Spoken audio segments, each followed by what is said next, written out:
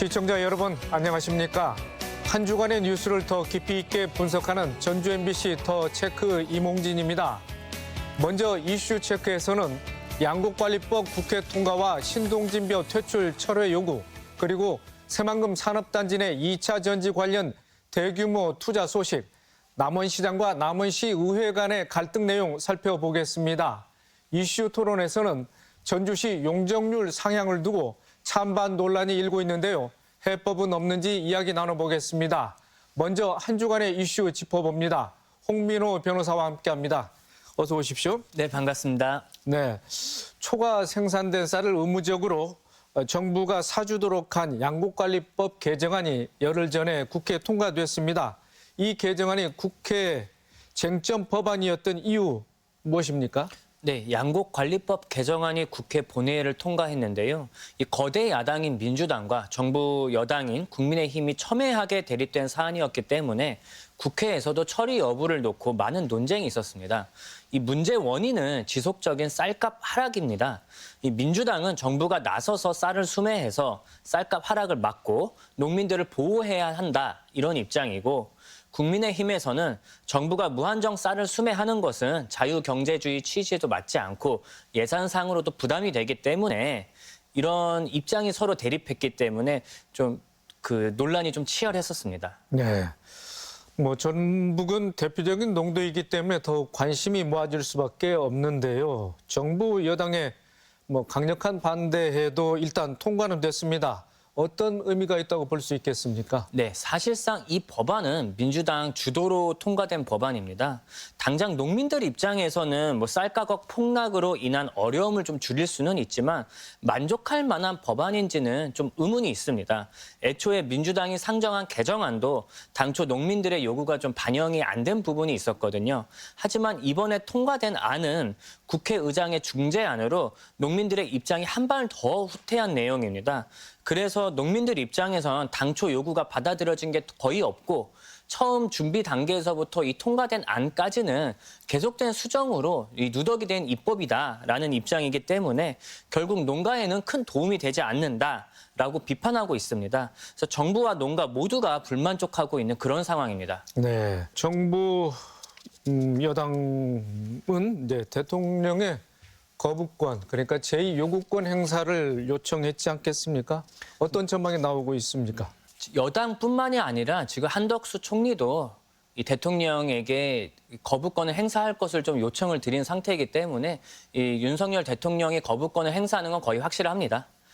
다만 여기서 민주당은 이미 통과될 당시에 자신들이 양보를 한 개정 법안이 통과된 것이기 때문에 더 이상 양보는 하지 않을 것 같고요.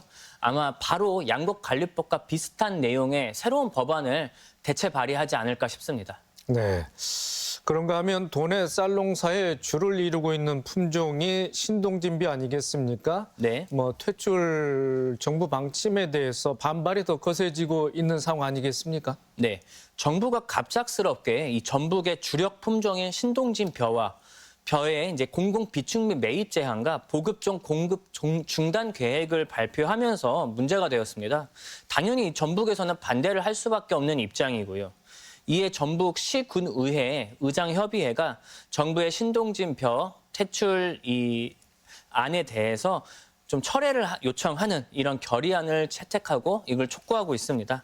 이 시군의장협의회에서는 소비자가 신동진벼를 선호하고 있음에도 정부가 일방적으로 이 벼의 퇴출을 결정을 하는 것은 농가에 당연히 피해를 줄 수밖에 없고, 그렇기 때문에 이 대체 품종을 검증하고 이 대체 품종이 자리 잡기까지는 정부의 수매와 이 종자 보급이 이루어져야 한다, 이런 성명을 좀 발표했습니다. 네, 한때 삼락 농정의 기치를 들었던 전라북도 아니겠습니까? 맞습니다. 전북 농업의 가치를 높이기 위해서 대책 마련이 시급하겠죠? 네, 지금까지는 전라북도가 쌀 생산으로 대한민국의 대표 농도의 자리를 유지해 왔는데, 앞으로는 농업 생명 자원이나 이런 생명공학 기술 등을 이용한 좀 새로운 부가가치를 창출하는 그린 바이오 산업 등에 좀 역점을 두는 것이 좋지 않을까 싶습니다.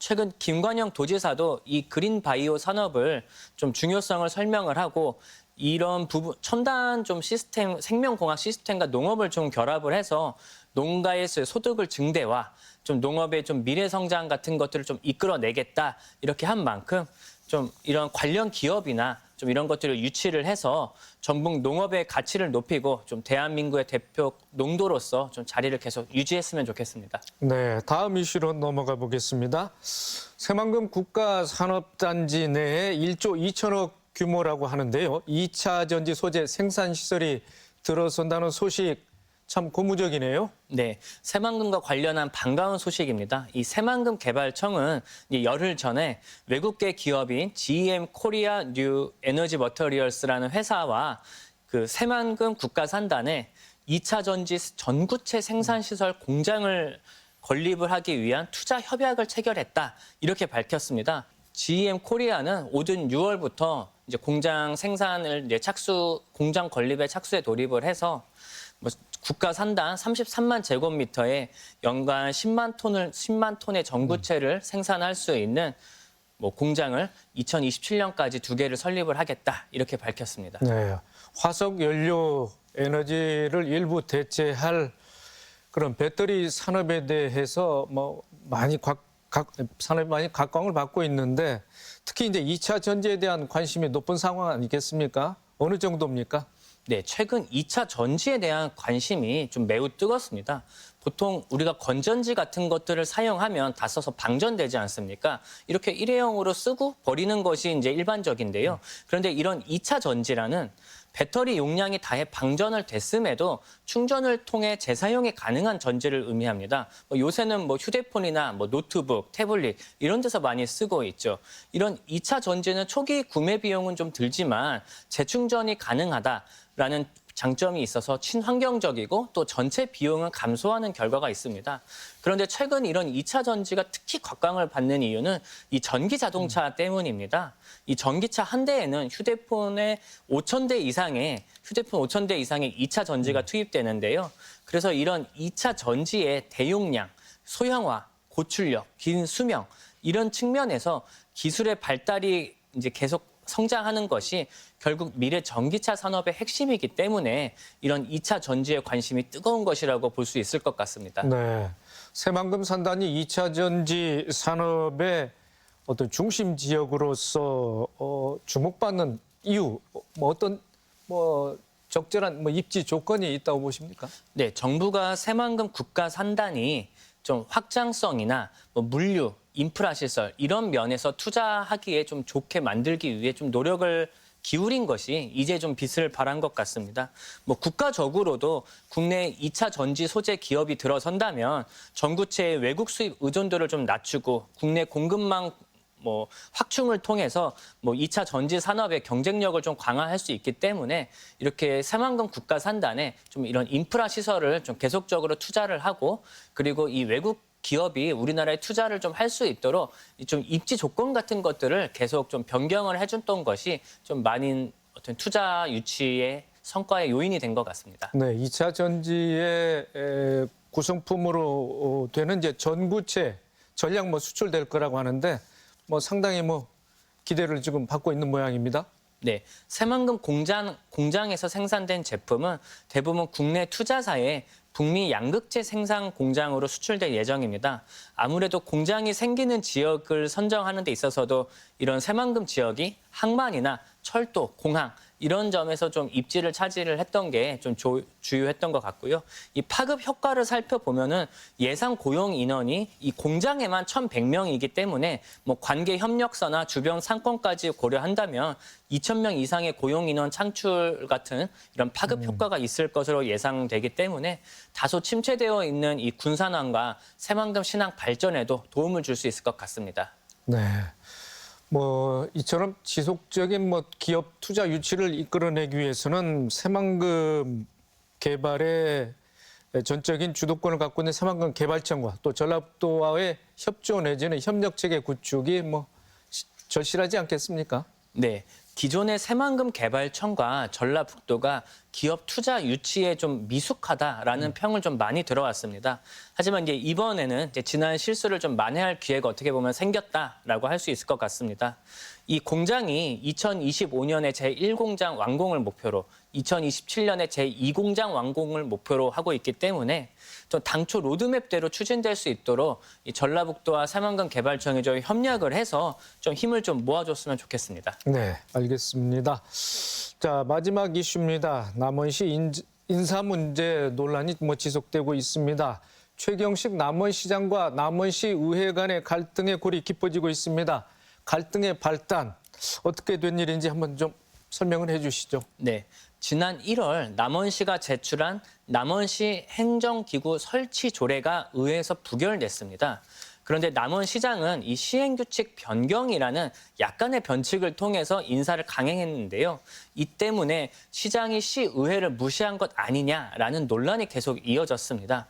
이와 관련해서 지난 20일 남원시의회가 감사원에 공익 청구를 요청하는 등 갈등이 점점 심해지고 있어서 이제 시민들의 불안이 좀 가중되고 있습니다. 네, 인사 문제뿐 아니라 사사건건 대립을 하고 있는데요.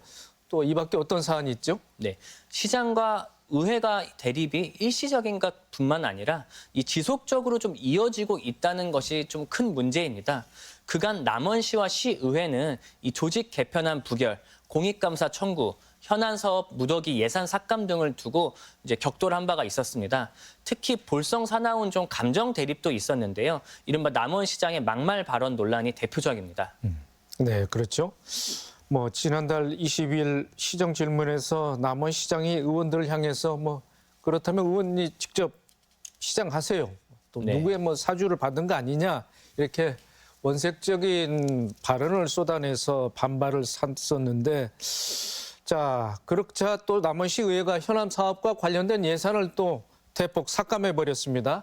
감정적인 대응이 아니냐 이런 지적도 나오고 있는데 남원시 의회는 입장 정리를 어떻게 했습니까? 네, 이번에는 남원시 의회가 남원시가 제출한 추가 경정 예산 827억 원 중 203억 원을 삭감했습니다.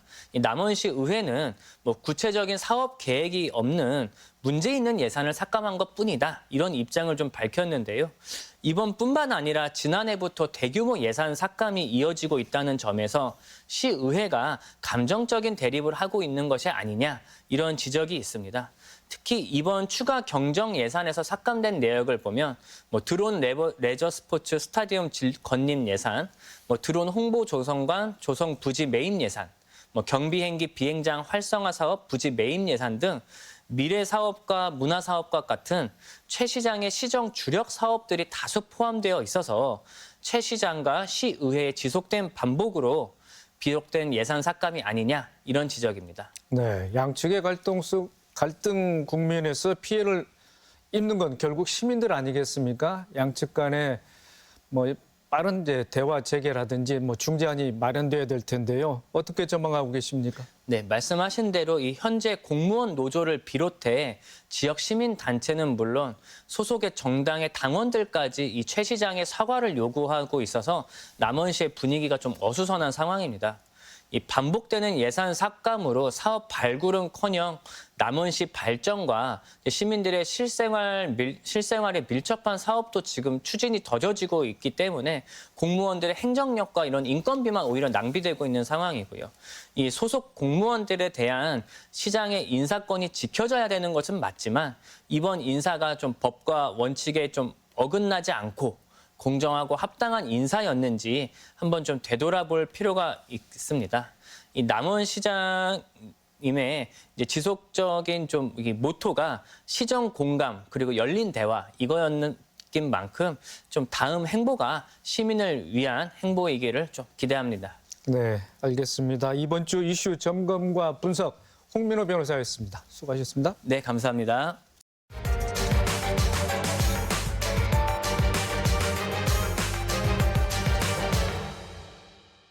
이슈 토론 시간입니다. 최근 전주시가 주거와 상업지역 용적률을 대폭 높이는 내용의 도시계획 조례 개정안을 발표했습니다. 이에 환경단체 등이 즉각 반발하고 나섰는데요. 도시계획관리의 난맥이라는 주장과 도시발전을 위한 결정이라는 입장이 맞서고 있습니다. 이 같은 논란의 쟁점과 전망에 대해 토론하실 세 분 모셨습니다.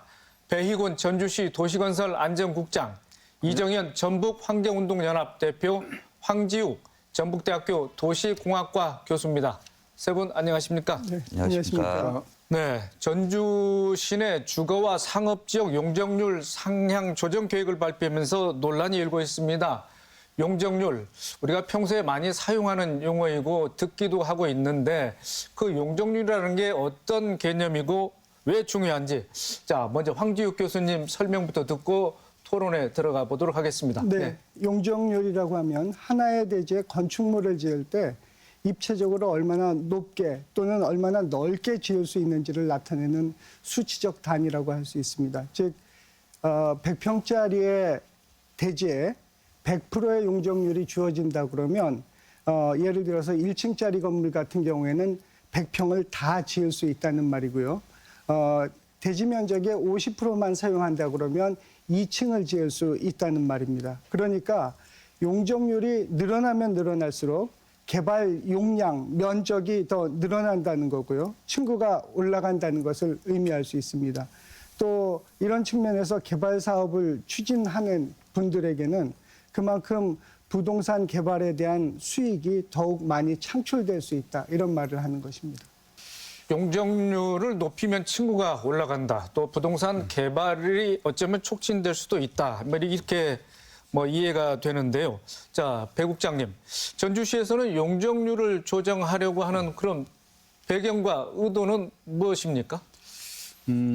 잘 아시다시피 그 전주시에서는 그 상업지역은 2001년도, 그 다음에 주거지역은 2004년도에 정한 용적률을 지금까지 운영하고 있습니다. 근데 이제 그 당시에는 그 재개발, 재건축 수요가 많지 않았습니다. 근데 그 후에 조례를 개정하고 나서 이제 한 20년이 지나고 나니까 현재는 한 30년 이상 된 택지 개발지구가 한 14개소 정도, 그 다음에 공동주택단지가 한 270개소 정도, 그 다음에 구도심에서 시간이 갈수록 노후 건축물이 늘어나고 있어서 재개발 또는 재건축 수요가 증가하고 있는 그런 상황입니다. 그래서 용적률이 너무 낮아서 사업성이 떨어지다 보니 사업이 추진이 좀 어렵고 사업을 하면서도 도로 등 기반 시설의 설치가 좀 쉽지 않은 상황입니다. 그래서 또한 일반 상업지역의 경우에는 대부분이 또 원도심에 있어서 한옥마을 등과 연계한 숙박시설, 또 판매시설, 또 관광 부대시설 이런 투자 유치를 통한 관광산업 활성화가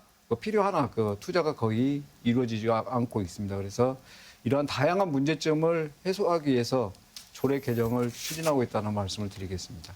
네, 도시 확장과 수요 증가에 따른 어쩔 수 없는 선택이다 이렇게 말씀하셨습니다. 그러면 구체적으로 기존의 용적률에서 얼마나 어느 정도까지 상향 조정될 계획입니까? 네, 이 부분은 변화되는 용적률에 대해서 차트를 보면서 설명을 드리도록 하겠습니다. 먼저 주거지역 용적률을 보면 제1종 일반 주거지역은 현재 180%입니다. 근데 이게 200%로 개정이 되고요. 그 다음에 제2종 일반 주거지역은 230에서 250. 그 다음에 제3종 일반 주거지역은 250에서 300. 그 다음에 준주거지역은 350에서 500. 그 다음에 상업지역 중에서 중심 상업지역은 700에서 1100. 그 다음에 일반 상업지역은 500에서 900. 그 다음에 근린상업지역은 400에서 700. 그 다음에 유통상업지역은 300에서 700으로 이렇게 상향 조정되게 되겠습니다. 배 이상 이렇게 용적률이 뛴다는 거에 대해서 글쎄요, 또 그동안은 왜 이렇게 서서히 이게 용적률 상향 조정이 왜 이루어지지 않고 한꺼번에 했는지 그 부분에 대해서는 또 토론을 해보고요. 자, 이정현 대표님, 예. 전북환경운동연합 등 환경단체에서는 용적률 상향 조정 계획에 대해서 상당히 좀 반발의 강도를 좀 높이고 있는 것 같습니다. 예. 자, 말씀을 좀 해주시죠. 지난해에도 도시계획 조례 개정이 있을 때 저희들이 좀 의견을 냈고요. 어쨌든 저희가 도시의 건물의 높이와 밀도를 제한하는 방식으로 건축물을 관리하는 거는 이게 도시의 아름다움을 우리 모두의 자산으로 보고 있기 때문에 그런 거고요. 전체적으로 용적률이 올라가게 되면 높이가 올라가니까 스카이라인이 무너지게 됩니다. 특히 이제 상업지구 같은 경우는 이게 일주권 심의 대상도 아니거든요. 그래서 건물 내에 있는 분들의 어떤 일주권 피해라든지 건물이 높아지면서 조망권 문제가 있고요. 그다음에 기반 시설이 충분하게 갖춰지지 않은 뭐 재개발, 재건축 같은 경우는 이제 교통 혼잡도라든지 이런 문제들이 발생할 수밖에 없는 거고요. 뭐 바람길 문제도 천변에 있는 여러 고층 건물 같은 경우는 바람길 문제, 뭐 이런 문제들을 통해서 좀 환경적인 문제들이 좀 있을 수 있을 것 같고요. 저희들이 좀 구체적으로 이번에 문제 제기를 하게 된 이유는 이번에 전주시가 어떤 예고한 용적률 상한이 타 시도와 비교할 때 너무 높다라는 부분들이고요. 주거용지 같은 경우는 법정 최고치를 정했습니다. 그러니까 정부가 최소치와 최대치를 정해놓은 건 그 도시의 특성에 맞게 관리 철학과 방식에 맞춰서 이제 그 어느 정도 정하면 되는 건데 이걸 법정 최고치로 높여놨고요. 그러다 보니까 서울특별시뿐만이 아니고 뭐 대전광역시라든지 광주광역시, 창원특례시 이런 데보다도 훨씬 용적률이 높다라는 겁니다. 그래서 도대체 어떤 이유에서, 어떤 필요성에 의해서, 어떤 공익적 이유에 있어서 이렇게 우리가 수도권 대도시보다 높아야 되는가라고 하는 문제 제기를 하나 할 수가 있을 것 같고요.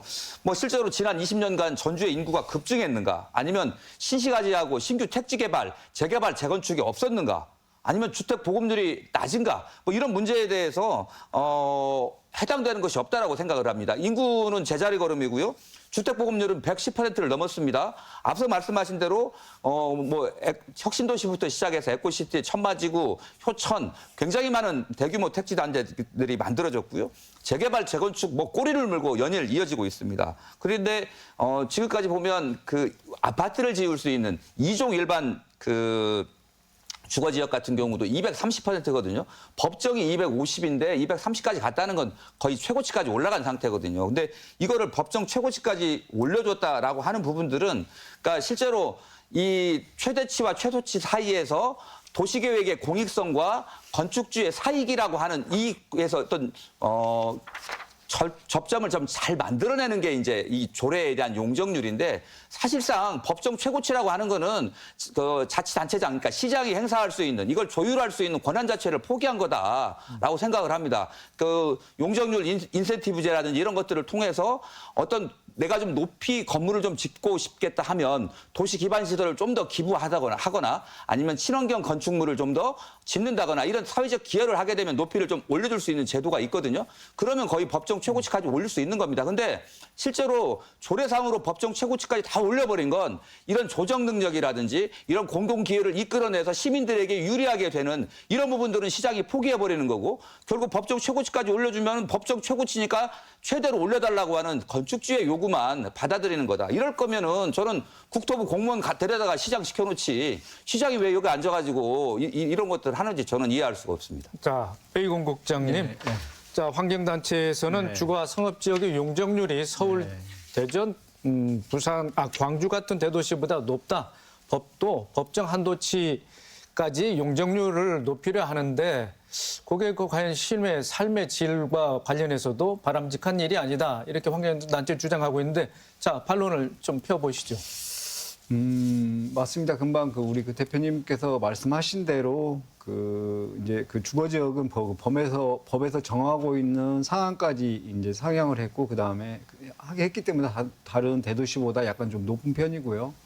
이제 상업 지역은 이제 일반 비주거 상업 업무용 건축물의 경우는 대도시 평균 수준으로 이렇게 정하게 돼서 다른 대도시보다는 좀 다소 낮다고 볼 수 있습니다. 제가 이걸 표를 보면서 설명을 드리면 일단 50만 대도시 평균은 우리가 제1종 주거 지역이 193, 그다음에 저희가 200, 그다음에 제2종 일반 주거 지역은 50만 이상 대도시가 241, 그다음에 전주시가 250, 제3종은 대도시가 283, 전주시가 300, 그다음에 준주거 지역은 대도시가 443, 그다음에 전주시가 500, 그다음에 중심 상업 지역은 대도시가 1144, 그다음에 전주시가 1100, 일반 상업 지역은 950, 대도시가 956, 그다음에 전주시가 900, 그다음에 근린 상업 지역은 712, 그다음에 전주시는 700, 그다음에 유통 상업 지역은 대도시가 694, 전주시가 700입니다. 그래서 금방 이제 우리 이정현 대표님께서 말씀하신 대로 그러면 주거 지역에서 법정 한도까지 용적률을 올려놓고 나머지 기반 시설에 대한 것은 어떻게 할 거냐. 그 부분은 저희 전주시에서도 고민하고 있는 부분이고요. 그래서 저희가 이번 그 조례하고 같이 지금 그 지구단위의 수립 지침을 지금 제정하고 있습니다. 그 지구단위의 수립 지침을 제정하면서 이제 저희가 그 뭐 1만 평방미터 이상이라던가 일정 세대 수 이상은 그 지구단위 계획을 수립해서 거기에다 기본 용적률을 지금보다 250보다 약간 낮게 해서 기반 시설, 도로나 아니면 뭐 녹지 이런 그 기반 시설을 하게 되면 인센티브를 주어서 개발을 하되 기반 시설을 제대로 갖춘 개발을 하자.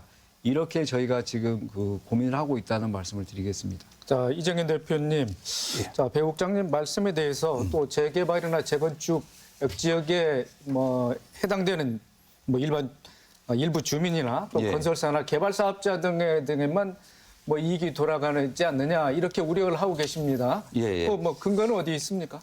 일단 뭐 아까 말씀드린 대로 건물의 높이와 예를 사실은 층수가 올라가는 거지 않습니까? 그러면 이제 지을 수 있는 건물의 면적, 분양할 수 있는 면적이 올라가고 있기 때문에 어쨌든 건축주나 토지주의 이익이 된다라는 거는 뭐 당연한 얘기인데요. 실제 이제 그 여러 가지 용적률을 왜 상향하는가라는 부분들을 좀 놓고 봤을 때 이 용적률 상향을 통해서 이익을 얻는 사람들이 누구인가라는 부분들을 놓고 보면 아까 말씀드린 대로 어떤 상업지역의 땅을 가지고 있는 토지주들, 이 토지주들도 뭐 작은 원도심의 이런 상업용지가 아니고 대규모 개발이 가능한 이런 토지주들, 그 다음에 이제 신시가지에 이제 택지를 만들면서 그 신시가지의 또 높이가 더 올라가니까 좀 더 효율적으로 내지는 이제 이 개발 사업자의 이익들, 개발 뭐 시공뿐만이 아니고 이거 개발 계획을 내우는 사람들의 이익들이 좀 높아질 수밖에 없다는 생각이 드는데요.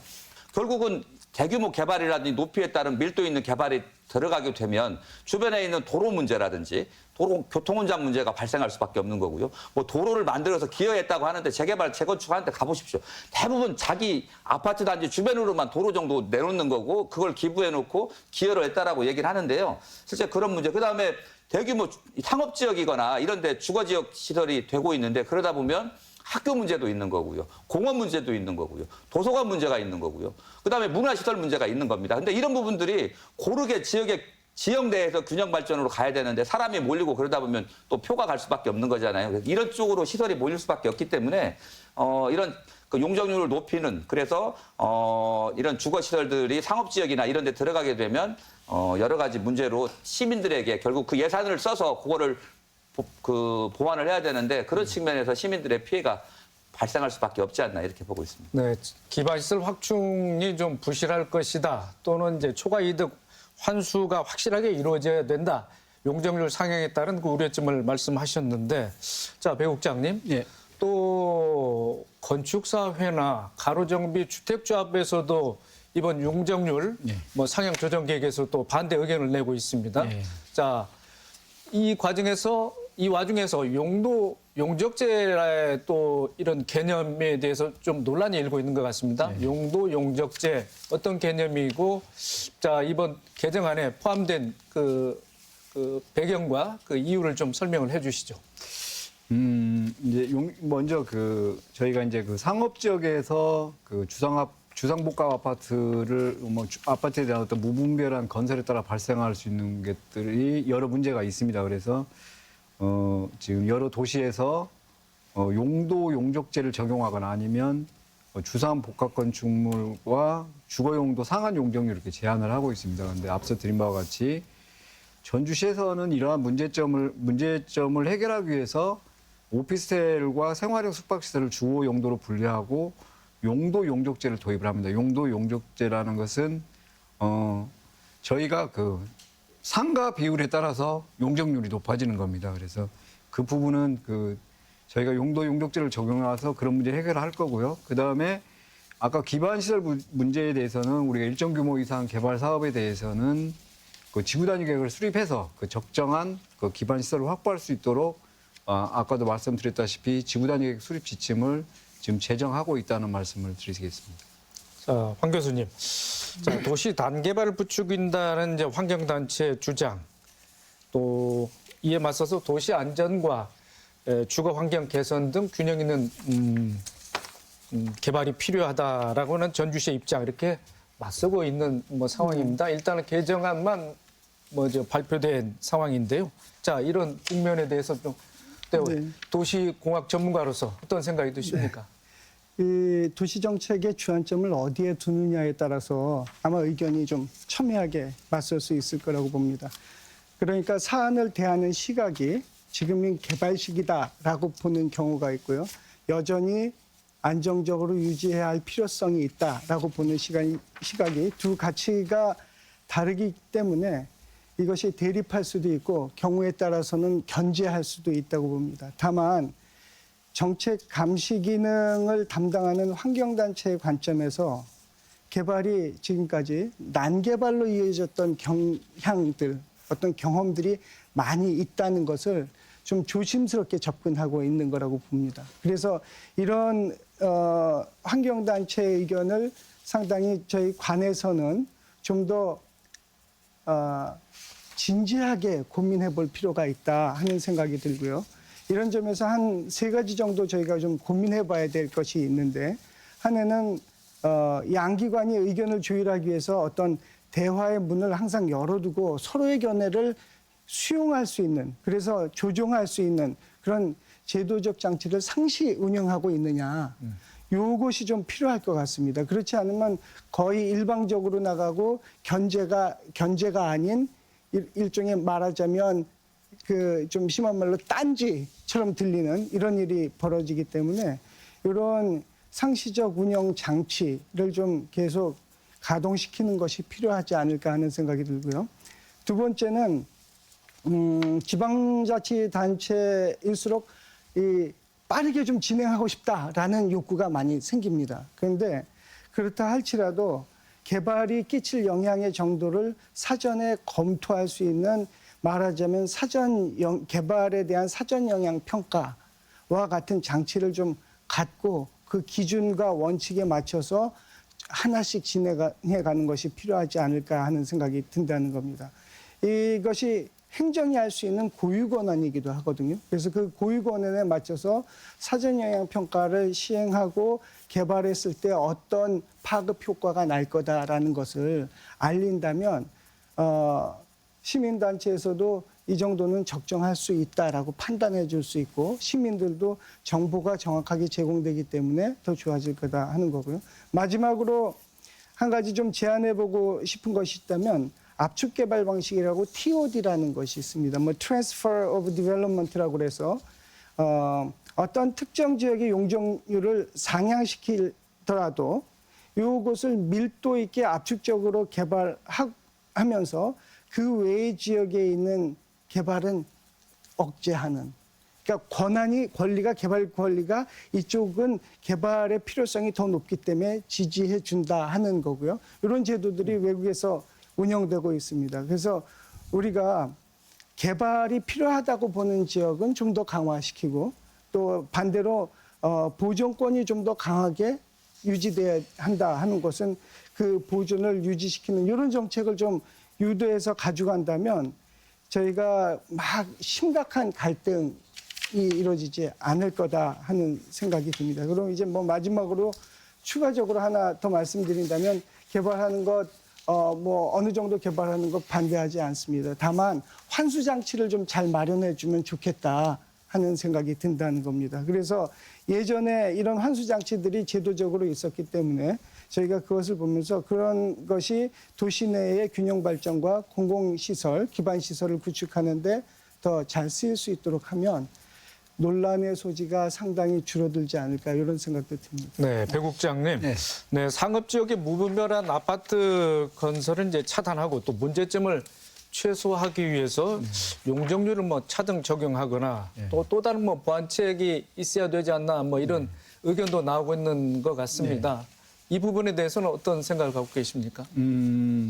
이제 금방 먼저 이제 앞서서 말씀하신 우리 황 교수님의 의견에 대해서 잠깐 말씀을 드리겠습니다. 저희가 어떤 기관의 의견을 들어서 해야 된다는 의견은 참 좋으신 의견이고요. 저희가 이제 이런 문제에 대해서 시에서도 조례를 개정하면서 과거와 같이 그냥 형식적으로 주민 의견을 청취하든가 이런 상황은 아니고요. 저희가 이제 여러 가지 채널을 통해서 의견을 듣고 있다는 말씀을 드리고, 그다음에 아까 각종 영향 평가에 대해서는 저희가 이제 법에서 규정한 어떤 교통 영향 평가나 뭐 환경성 검토 이런 부분을 충분히 시행하고 있지만 그 외에 또 다른 것을 사업자에게 한다면은 그것은 또 다른 또 약간 규제가 될 수 있어서 좀 어려운 측면이 있다는 말씀을 드리고요.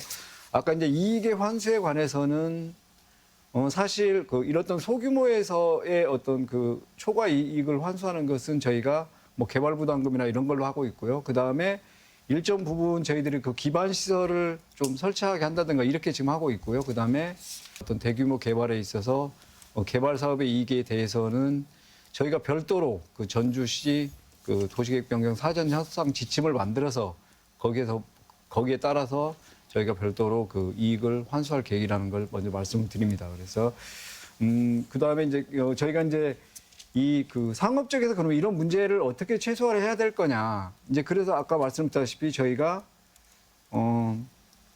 그 문제의 최소화를 위해서 용도 용적제를 적용해서 주거 시설이 들어왔을 때는 일정 부분 용적률을 제한을 하고 그 다음에 당초에 상업 용지에 맞는 상업이나 업무 시설이 들어왔을 때는 우리가 어떤 용적률을 제대로 이렇게 상향을 시켜줌으로써 사실 상업 지역에 저희가 지금 구도심에 있는 한옥마을 옆에 어떤 호텔이라든가 아니면 뭐 일학시설 이런 부분들을 좀 투자 유치, 큰 대형 판매시설도 마찬가지고요. 이런 부분들을 좀 투자 유치를 해보자. 이런 취지가 있다는 말씀을 드리겠습니다. 네.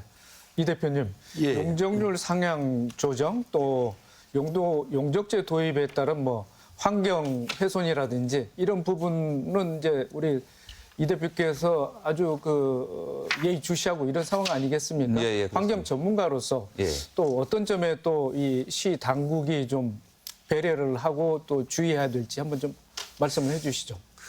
일단 저도 도시가 모든 공간에서 경관의 높이를 규제할 필요는 없다고 생각을 합니다. 어쨌든 도시가 다양한 기능과 하고 있기 때문에 뭐 기능에 맞게 어떤 뭐 조화롭게 도시계획을 하면 될 것 같은데요. 뭐 모든 전체를 저층 빌딩으로 하자는 게 아닌 것처럼 또 도시 전체를 또 마천루 같은 높은 빌딩으로 세우는 것도 저는 적절하지 않다라고 생각을 하거든요. 그래서 그런 측면에서 좀 말씀드리면 특히 이제 원도심 같은 경우는 어느 정도 우리가 1,000만 관광객을 끌어모으는 경쟁력이 있는 관광도시의 어떤 경쟁력을 살려준 게 원도심 중심으로 하는 역사도심지구라든지 한옥마을이라든지 이런 지역들이거든요. 그리고 조금 바깥쪽이긴 하지만 우리 전주 시민들이 처음부터 터를 잡고 살았던 곳들.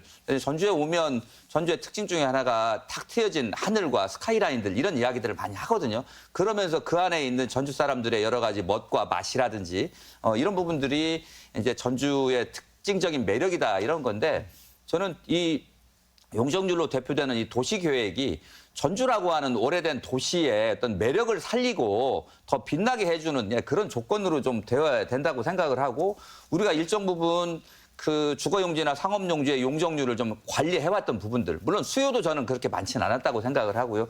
그런 부분들은 우리가 어떻게 하면 역사문화도시의 어떤 정체성 오래된 도시의 시민으로 해서 자부심과 이 모습들을 만들어갈 것인가라고 하는 오래된 고민의 산물입니다. 그래서 이런 고민의 산물들이 사실 우리의 어떤 한옥마을을 중심으로 한 도시의 경쟁력도 잘 지켜왔고 그렇기 때문에 사실 황 교수님 말씀하신 것처럼 사전에 충분하게 검토하고 논의하고 그런 과정에서 용적률 상향이 좀 이루어졌으면 하는 바람이고요.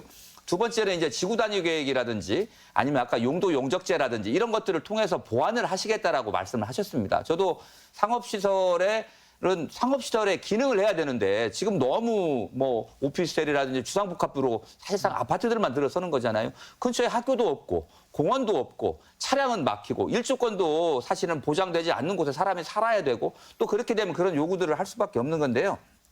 어쨌든 이런 부분들에 대해서는 철저하게 좀 조정을 하고 합의를 하고 협의를 해야 되는 그런 건데 최근에 있던 도시계획위원회에서 이런 것들을 심의할 수 있는 심의 권한들을 계속 축소하고 있습니다. 그래서 지구단위 계획은 그나마 용적률은 어찌 보면 시의회를 통과를 해야 되고 또 다른 사안들은 도시계획위원회를 좀 많이 통과를 해야 되는데 실제 지구단위 계획은 시가 주로 하는 부분들이어서 막 시민들의 요구만 받아가지고 이거를 원칙을 한 번씩 바꾸게 되면 지구단위 계획도 결국 흔들리지 않겠는가 이런 우려들을 좀 하고 있습니다. 네, 알겠습니다. 뭐 최근에 우리 또 이정현 대표께서 또 많은 여론을 형성하고 계시는 또 수변 지역의 이제 버드나무 벌채 예. 뭐 이런 것도 시민들의 이제 공감을 얻어서 좀 시책을 추진을 하는데 좀 참고를 해야 되겠다 하는 측면에서 자, 배 국장님 앞으로 뭐 많은 시민들의 의견을 수렴하고 정책을 또 홍보하는 이런 절차나 과정이 좀 필요할 것 같습니다. 이런 부분에 대해서 공감하고 계시는데 어떤 보관을 갖고 계시는지 좀 한 말씀 해주시죠. 이제 이번에 우리가 이제 그 전주시 그 근본 조례안에 대해서 이제 우리가 다양한 의견을 듣기 위해서 3월 10일 날 지금 입법액을 한 이후에 그 여러 매체를 통해서 많이 홍보를 했습니다. 그래서 우리 그 현재까지 우리 그 대표님이 소속돼 있는 그 전북 환경운동연합이나 그다음에 지역 건축사회, 그다음에 언론, 그다음에 우리 가로주택사업 정비조합 이런 데 그리고 많은 분들이 그 서면을 통해서 지금 다양한 의견을 주고 계십니다. 근데 이제 저희가 이게 그 주신 의견들에 대해서는 그 세심히 검토를 할 계획이고요. 필요하다면 아까 말씀하신 대로 추가적인 의견 수렴과 그다음에 대화를 통해서 그 추진해 나가도록 이렇게 하겠습니다. 네, 알겠습니다. 자, 격렬한 토론 속에 또 이 시간을 또 마쳐야 할 시간이 거의 다 된 것 같습니다. 도시 개발과 보전, 규제와 또 완화 모든 게 이제 지역민을 중심에 두고 추진해야 될 부분인데요. 어떤 해법이 마련돼야 될지 자, 마무리 말씀 듣고 이 시간 마치도록 하겠습니다. 먼저 황지욱 교수님. 네, 개발은 악이고 보존은 선이다 이런 단정적 판단은 옳지 않은 것 같습니다. 개발이 필요할 때가 있고 보존이 필요할 때가 있다고 봅니다. 그래서 저는 이분법적 사고보다는 앞서도 잠깐 말씀드렸는데 우리가 한 번쯤 시에서는 그 시의 측면에서 볼 때 그 일종의 압축적 개발 방식도 한 번쯤 고민해보고 또 이 TOD라는 개발권 이양 제도도 한번 좀 진지하게 고민해보면 좋지 않을까. 제가 아는 사람이 저한테 그런 얘기를 하더라고요. 전주가 하면 세계가 한다. 라는 말을 저한테 던진 적이 있습니다. 그런데 전주가 그런 샘플을 한번 좀 만들어가 보면 어떨까 하는 생각이 들고요. 이런 방식을 통해서 저희가 무분별한 이 도시의 확산이나 자연녹지 훼손을 막고 개발이 이루어져야 될 것은 좀 더 밀도 있게 개발이 이루어지고 또 보존돼야 될 것은 좀 더 압축적으로 보존이 될 수 있게 하면 사유재산권의 행사도 올바르고 적절하게 이루어질 수 있지 않을까 하는 생각이 든다는 겁니다. 그리고 아까 잠깐 말씀드렸던 사전영향평가제도는 개발업자에게 전가시키라는 말씀이 아니라 시 내부에서 운영 지침을 좀 만드셔서 그것이 전체적으로 어떤 영향을 끼칠 것인지를 항상 검토하면서 단계적으로 접근해 보시면 좋겠다는 말씀을 드린 겁니다. 네. 네. 자, 이어서 이정현 대표님. 예, 그 뭐 전주를 찾는 천만 관광객들이 어디에나 있는 프랜차이즈라든지 아니면 높은 빌딩이라든지 이런 것들을 보기 위해서 전주를 찾는 것은 아니라고 생각을 합니다.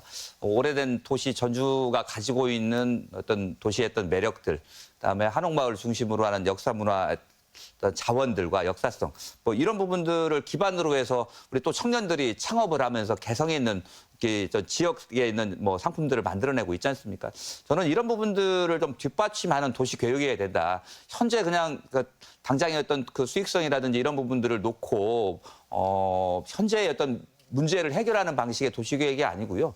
도시계획 자체는 공익성에 기반을 두고 적어도 10년, 20년을 내다보는 미래 가치를 담는 것이 저는 계획이어야 되고 그것이 구체화된 게 용적률이라고 된다는 측면에서 어떤 묻지마식 상향보다는 이것이 정말 필요한가라고 하는 부분들에 대한 심도 있는 논의가 필요하고요. 두 번째는 허용한 만큼 이런 부분들을 좀 그 견제할 수 있는 견제 장치, 그러니까 도시계획위원회가 좀 더 지금보다는 좀 그 뭐 확장이 된다거나, 뭐 도시계획에 시민들이 감시할 수 있는 시민 배심원들이 좀 참여한다거나 이렇게 해서 도시의 주인이 시민이고 시민들의 공익과 다수에게 이익이 되는 방식으로 건축주, 그러니까 토지주와 좀 협의점을 찾아나가는 그런 방식을 담은 용적률이나 어떤 도시계획 변화가 좀 있었으면 하는 바람입니다. 네.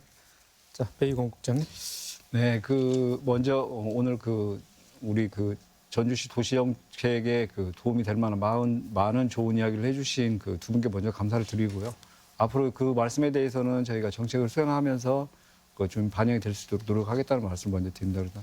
그리고 저희가 그 근본 조례 개정은 사실 그 시간이 갈수록 우리 노후화되어 가고 있는 구도심의 다양한 문제를 해결하고 그다음에 전주시가 한 걸음 앞으로 더 나가기 위해서 추진하고 온 상황입니다. 그래서 관점과 입장에 따라서는 여러 의견이 있을 수 있지만은 큰 틀에서 어떻게 하는 것이 전주의 미래를 위한 일인가에 대해서 한 번 더 좀 고민을 해주셨으면 감사하겠다는 말씀을 드리고요.